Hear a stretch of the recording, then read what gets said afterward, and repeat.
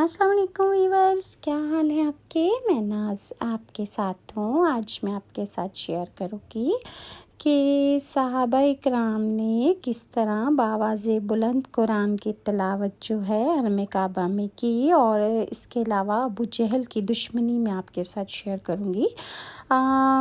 ایک روز صحابہ اکرام نبی کریم صلی اللہ علیہ وآلہ وسلم کے گرد جمع تھے۔ ایسے میں کسی شخص نے کہا، اللہ کی قسم، قریش نے آج تک نبی کریم صلی اللہ علیہ وآلہ وسلم کے علاوہ کسی اور کی زبان سے بلند آواز میں قرآن نہیں سنا، اس لیے تم میں سے کون ہے جو ان کے سامنے بآواز بلند قرآن تلاوت کرے؟ یہ سن کر حضرت عبداللہ ابن مسعود فوراً بول اٹھے، میں ان کے سامنے بلند آواز سے قرآن پڑھوں گا۔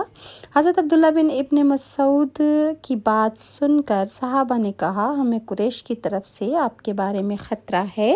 ہم تو ایسا آدمی چاہتے ہیں جس کا تعلق خاندان قریش سے ہو، تاکہ وہ اس کی حفاظت بھی کرتے رہیں۔ اس کے جواب میں حضرت عبداللہ ابن مسعود نے فرمایا، تم میری پرواہ نہ کرو، اللہ تعالیٰ خود میری حفاظت فرمائیں گے۔ دوپہر کے بعد حضرت عبداللہ ابن مسعود بیت اللہ میں پہنچ گئے۔ آپ مقام ابراہیم کے پاس کھڑے ہو گئے۔ اس وقت قریش اپنے اپنے گھروں میں تھے۔ اب انہوں نے بلند آواز سے قرآن پڑھنا شروع کر دیا۔ ان کی یہ آواز جب قریش نے سنی تو کہنے لگے، اس غلام زادے کو کیا ہو گیا ہے؟ اور کوئی اور بولا، محمد جو کلام لے کر آئے ہیں یہ تو وہی پڑھ رہا ہے۔ یہ سنتے ہی مشرکین ان کی طرف دوڑ پڑے اور لگے انہیں مارنے پیٹنے۔ حضرت عبداللہ ابن مسعود نے اتنی چوٹیں کھائیں اور مار کھاتے جاتے تھے اور قرآن پڑھتے جاتے تھے، یہاں تک کہ انہوں نے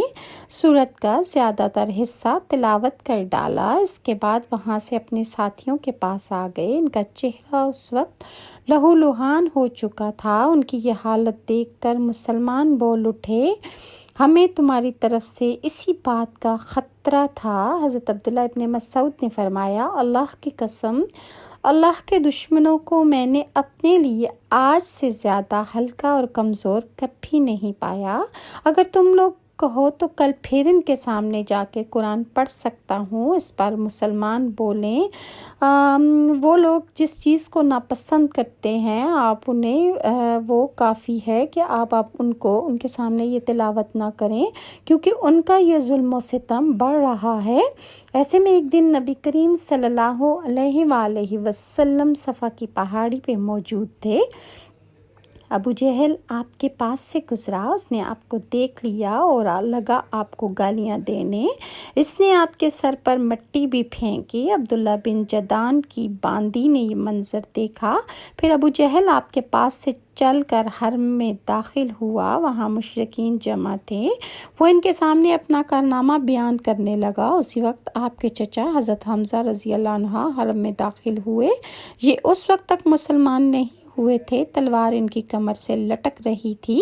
وہ اس وقت شکار سے واپس آئے تھے۔ ان کی عادت تھی کہ جب بھی وہ شکار سے واپس لوٹتے تو سب سے پہلے حرم جا کر طواف کرتے اور اس کے بعد پھر گھر جایا کرتے تھے۔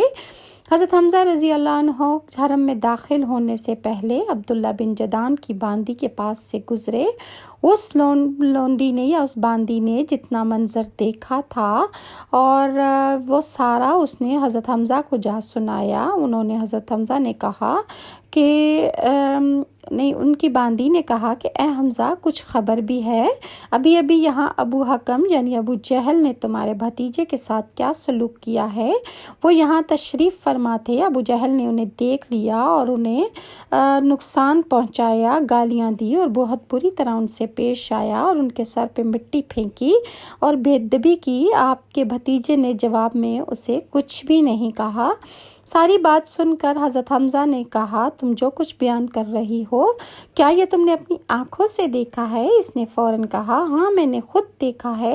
یہ سنتے ہی حضرت حمزہ رضی اللہ عنہ جوش میں آ گئے، چہرہ غصے سے تمتما اٹھا، فوراً حرم میں داخل ہوئے۔ وہاں ابو جہل موجود تھا، وہ قریشیوں کے درمیان بیٹھا تھا۔ سیدھے حضرت حمزہ اس کے پاس جا پہنچے، ہاتھ میں کمان تھی، بس وہی کھینچ کر اس کے سر پر جا ماری۔ ہاتھ میں اس کے کمان سر پہ جوں ہی لگی، ابو جہل کا سر پھٹ گیا۔ حضرت حمزہ نے کہا کہ تو محمد کو گالیاں دیتا ہے، سن لے میں بھی اس کا دین اختیار کرتا ہوں، جو کچھ وہ کہتا ہے وہی میں بھی کہتا ہوں۔ اب اگر تجھ میں ہمت ہے تو مجھے جواب دے۔ ابو جہل ان کی منت سماجت کرنے لگا، خوفزدہ ہو گیا اور کہنے لگا کہ وہ ہمیں بے عقل بتاتا ہے، ہمارے بتوں کو برا کہتا ہے، ہمارے باپ دادا کے راستے کے خلاف چلتا ہے۔ یہ سن کر حضرت حمزہ رضی اللہ عنہ بولے اور خود تم مجھ سے زیادہ بے عقل اور بے وقوف کون ہوگا جو اللہ کو چھوڑ کر پتھروں کے ٹکڑوں کی پوجا کرتے ہو؟ تم سے زیادہ بڑا بے وقوف کوئی ہو ہی نہیں سکتا۔ میں گواہی دیتا ہوں کہ اللہ کے سوا کوئی معبود نہیں، اور میں گواہی دیتا ہوں کہ محمد اللہ کے رسول ہیں۔ ان کے یہ الفاظ سن کر ابو جہل کے خاندان کے کچھ لوگ یکدم حضرت حمزہ کی طرف بڑھے اور انہوں نے کہا اب تمہارے بارے میں ہمیں یقین ہو گیا ہے کہ تم بھی محمد کی طرح بے دین ہو گئے ہو۔ جواب میں حضرت حمزہ رضی اللہ عنہ نے فرمایا آؤ کون ہے جو مجھے اس سے روکنے والا ہے؟ مجھ پر حقیقت روشن ہو گئی ہے، میں گواہی دیتا ہوں کہ وہ اللہ کے رسول ہیں، جو کچھ وہ کہتے ہیں وہ حق اور سچائی ہے۔ اللہ کی قسم میں انہیں نہیں چھوڑوں گا، اگر تم سچے ہو تو مجھے روک کر دکھاؤ۔ یہ سن کر ابو جہل نے اپنے لوگوں سے کہا ابو عمارہ یعنی حضرت حمزہ کو چھوڑ دو، میں نے ان کے بھتیجے کے ساتھ ابھی کچھ برا سلوک کیا ہے۔ وہ لوگ ہٹ گئے۔ حضرت حمزہ رضی اللہ عنہ کے جب گھر پہنچے، گھر آ کر انہوں نے الجھن محسوس کی کہ یہ میں قریش کے سامنے کیا کہہ کر آ گیا ہوں، میں تو قریش کا سردار ہوں، لیکن پھر بھی ان کا ضمیر انہیں ملامت کرنے لگا۔ آخر شدید الجھن کے عالم میں انہوں نے دعا کی کہ اے اللہ اگر یہ سچا راستہ ہے تو میرے دل میں یہ بات ڈال دے، اور اگر ایسا نہیں ہے تو مجھے اس مشکل سے نکال دے جس میں میں گھر گیا ہوں۔ انہوں نے یہ رات اسی الجھن میں گزار دی۔ آخر صبح ہوئی تو حضور صلی اللہ علیہ وآلہ وسلم کے پاس پہنچے۔ آپ سے عرض کیا کہ بھتیجے میں ایسے معاملے میں الجھ گیا ہوں، مجھے اس سے نکلنے کا کوئی راستہ سجھائی نہیں دیتا، اور ایک ایسی صورتحال میں رہنا جس کے بارے میں جانتا بھی نہیں ہوں، یہ سچائی ہے یا کیا ہے؟ بہت سخت معاملہ ہے۔ اس پر رسول اللہ صلی اللہ علیہ وآلہ وسلم نے حضرت حمزہ کی طرف آپ متوجہ ہوئے، آپ نے انہیں اللہ کے عذاب سے ڈرایا، ثواب کی خوشخبری سنائی۔ آپ کے واعظ و نصیحت کا یہ اثر ہوا کہ اللہ تعالیٰ نے انہیں ایمان کا نور عطا فرما دیا، اور وہ بول اٹھے کہ اے بھتیجے میں گواہی دیتا ہوں کہ تم اللہ کے رسول ہو، بس اب تم اپنے دین کو کھل کر پیش کرو۔ حضرت ابن عباس فرماتے ہیں اس واقعے پر قرآن پاک کی یہ آیت نازل ہوئی۔ یہ آیت سورہ انعام سے ہے، جس میں اللہ تعالیٰ ارشاد فرماتا ہے کہ ایسا شخص جو کہ پہلے مردہ تھا پھر ہم نے اسے زندہ کر دیا، ہم نے اسے ایک ایسا نور دے دیا کہ وہ اسے لیے ہوئے چلتا پھرتا ہے۔ یہ آیت حضرت حمزہ کے ایمان لانے کے بعد نازل ہوئی۔ حضرت حمزہ رضی اللہ عنہ کے ایمان لانے پر رسول اللہ صلی اللہ علیہ وآلہ وسلم کو بہت زیادہ خوشی ہوئی۔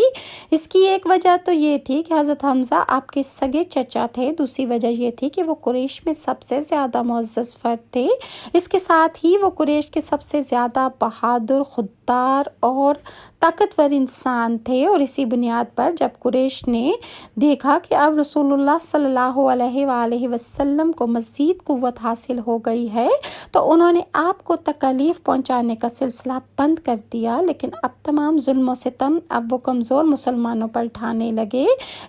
کسی قبیلے کا کوئی بھی شخص مسلمان ہو جاتا تو وہ اس کے پیچھے ہاتھ دھو کر پڑ جاتے، ایسے لوگوں کو قید کر دیتے، بھوکا پیاسا رکھتے، تپتی ریت پر لٹاتے، یہاں تک کہ اس کا یہ حال ہو جاتا کہ سیدھے بیٹھنے کے قابل بھی نہ رہتا۔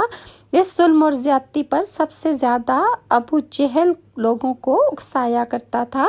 مزید لوگوں کے ساتھ کیا برا سلوک ہوا، اور ان میں حضرت بلال حبشی کا نام صف اول پر ہے۔ تو نیکسٹ ویڈیو میں انشاءاللہ حضرت بلال